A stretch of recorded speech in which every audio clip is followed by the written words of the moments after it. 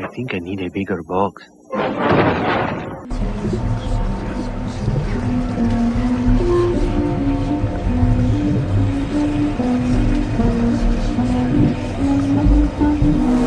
Welcome back to Ghost Seekers. This week on my show I've got Matt Payne and I'm Charles Parley. This evening we're going to be speaking about some of the studies that I experienced myself in ancient Egypt religion when I was in Egypt a while back. And Matt, you're familiar with many of these practices. People are so hyper aware these days about what happens with life after death. Maybe you can take us back to ancient Egypt practices and the belief in the weighing of the heart ceremony. That's one of the more interesting aspects of the ancient Egyptian religion. We all have the idea of Christianity where you die, you're buried, and you go to heaven. With the ancient Egyptians, it just wasn't that easy. Basically, when you died, you would appear before the god Anubis. He would remove your heart and weigh it against that of a magical peacock feather. If your heart weighed the same as the feather, you got to move on to the next step to get your chance at paradise. If it did not, if your heart weighed more than the feather, your heart was devoured and your soul, your spirit was destroyed. You ceased to exist. This was the absolute biggest fear for an ancient Egyptian, is to cease to exist. Their belief is when you died, you were mummified, your organs were preserved because you were going to need them in your next life. So after your heart was weighed, if you got to proceed, you had 23 levels. Think of a pyramid with 23 levels. And in this pyramid there's a labyrinth. Within each of these levels there's a hall dedicated to your god and a herald dedicated to your god. You had to find the appropriate hall and the appropriate herald, say a specific word to that herald, that it would be known to you through a spiritual knowing. It's not something that was written down, it's not something you were told at birth, it's something you would know at the time of your death. And you'd repeat this 23 times. If you failed at any point, you're in limbo. You're going to be wandering that labyrinth for all of eternity. Can you at that point appear again to humans in their earthly form? If you have failed, yes. If you are stuck in that labyrinth, occasionally you'll come across a door that will lead you back into the human world. Usually at this point, these spirits, these ghosts, are very malevolent, they're very angry, and they are trying to either find a way to return to Earth or to control the lives of those who are living. How did ancient Egyptians record their experiences with ghosts? They believed that the spirit was eternal, and with their pantheon of gods, there was various gods that had various tasks. For example, the god Thoth, who is often referred to as the scribe of the gods, he had a book that had all knowledge in it. You know, everything you ever did in your life. Were you a good person? Were you a bad person? What happened during the weighing of the heart ceremony? It's all recorded for his use, for the god's use. And that is one of the things that was very important to an ancient Egyptian.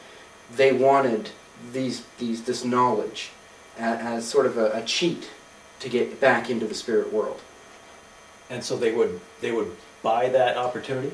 They would go to their high priests, and they would give everything they own. You know, gold, silver, slaves, anything to get a page of this book. Is that any different to people in modern-day churches putting a little more on the collection plate, thinking they're going to get a better chance at a mansion in the afterlife? I think that's exactly the same thing. It is no different from trying to, what I call, buy your way into heaven in Christianity, as to having a cheat or a leg up during this ceremony. It seems that all religions have some element of the supernatural and also some sort of passage in the life after death. Tell us more about the Anubis that you mentioned. That's the god with the head like a dog or a jackal or something? The Egyptian gods were all combined with an animal that represented the emotions or the abilities of that particular god. Anubis was the head of a jackal. He was the god of the dead. He was the one who judged you if you were worthy to attempt your passage into the next world. Thoth had the head of a bird called an ibis. It was all this to show that they were more than human. There was an aspect to them that was so connected to an emotion or a belief that they took on that persona. When we come back, I want you to tell more about whether or not they're still practicing ancient Egyptian religions today. We'll be right back.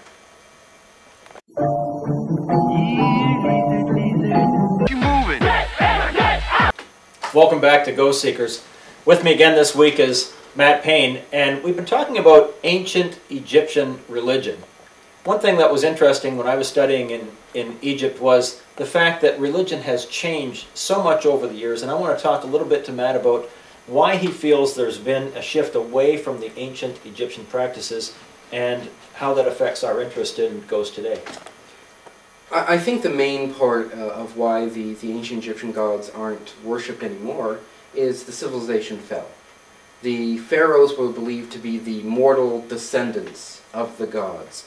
When that hierarchy, when that civilization fell, it was Christianity was spreading at the time, and it was just easier to absorb or be absorbed into another culture rather than struggling to maintain your original beliefs when everyone in the countries around you were saying this is what you're supposed to believe. Do you see that? If you look ahead, let's jump ahead 100 years, 200 years, 500 years from now, are we going to be in the same position with some of the current day beliefs, and what's going to affect the fact that they perhaps will disappear? With each civilization, as it grows and changes, our beliefs in the paranormal, our beliefs in religion grow and change with it.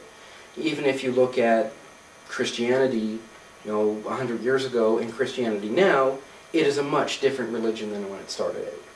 Same thing with any of these. Who knows? There are still small pockets of people who believe in the Egyptian gods.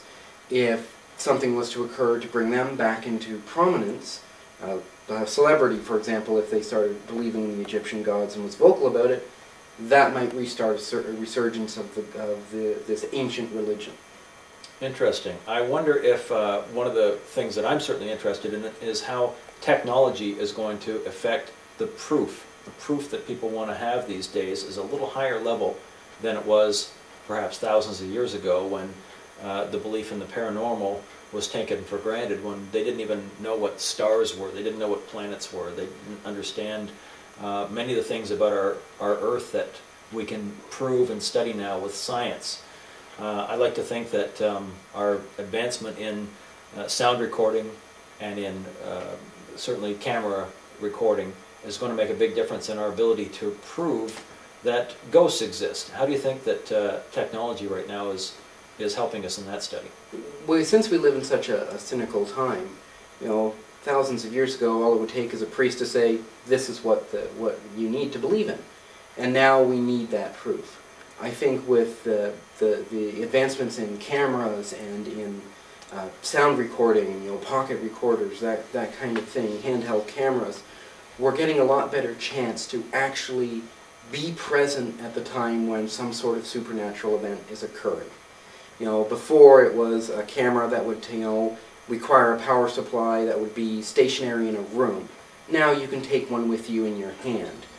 It gives us that much more chance of seeing something that in years past we just did not have the ability to see. Exactly. The question I get asked most often when I'm out at my speaking engagements is, where's the proof? Where's the video?